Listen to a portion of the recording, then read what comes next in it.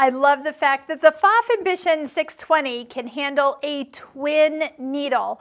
I want to show you how you thread a twin needle, how to tell the machine that you're putting one on so it will restrict how wide the stitches are so it doesn't break on the edge of the foot, and then also what you use it for. So twin needles can actually be used for doing hems on knit fabrics. So if you're simulating what you see on store-bought garments, the cover stitch on a hem can be done with a twin needle.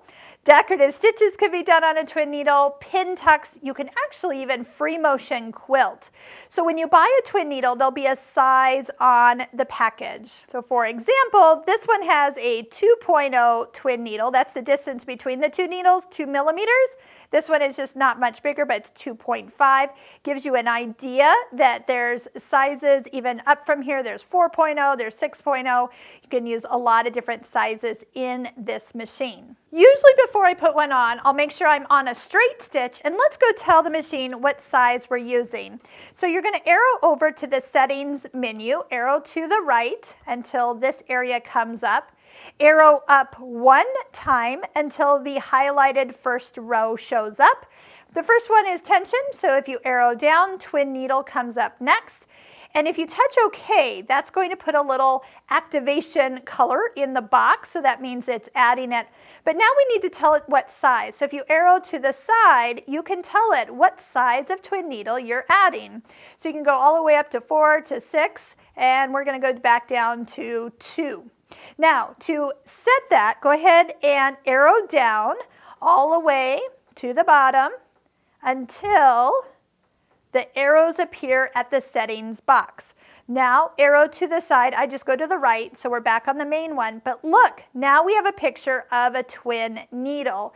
So that makes sure that when I do pick a decorative stitch or a wider stitch, it's going to subtract the size that that twin needle is that we told it. So this machine is smart. You just have to let it do its thing.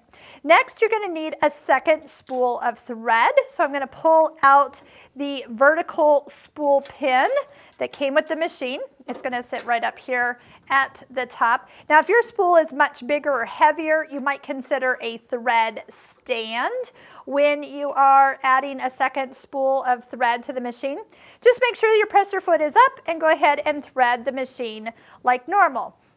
Next, let's go ahead and take our needle out. So we'll need our screwdriver close by. And if it's been a while since you've changed your regular needle, it's probably time to put a new one in when we're done twin needling.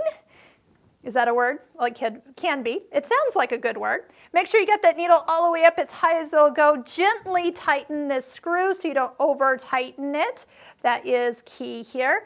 We also find out that our needle threader does not work with a twin needle. So you're kind of on your own for threading it. Some of those handheld needle threaders are great if you're having trouble or you're now so dependent on your needle threader that this is near impossible to do. It doesn't matter which thread goes in which needle, so just go ahead and pick one and put it in. Next, I usually just take a couple stitches to double check I've got everything threaded correctly. I put my needle in high enough, stitches are looking good, so I have a variegated thread and a solid thread. You can use your scissor button, so go ahead and use that. If you're used to it, I am. And we can see already we've got 2 rows of straight stitches going down.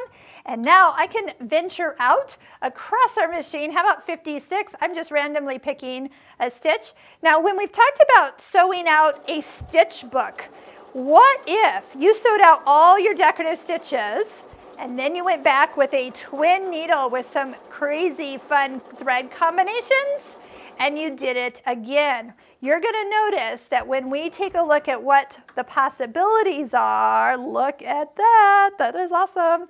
From one stitch to a twin needle stitch, it is, the possibilities are truly limitless.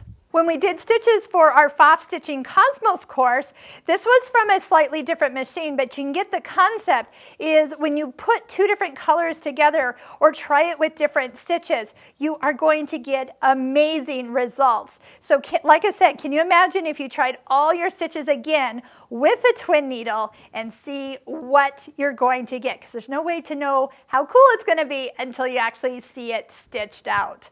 If you're looking for information on how to make a stitch stitch book, click on the link below this YouTube video where you can watch me make the ultimate stitch book.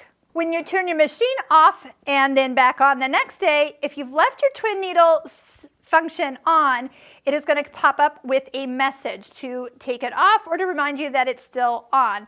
So touch OK and then arrow over to the settings menu.